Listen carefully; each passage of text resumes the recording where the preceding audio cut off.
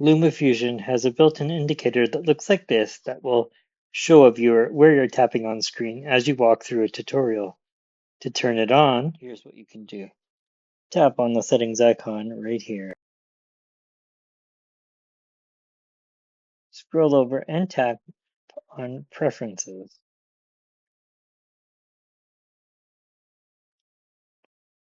And where it says Show Touches, toggle the switch on. Just tap it once and it should move to the right-hand side and turn blue.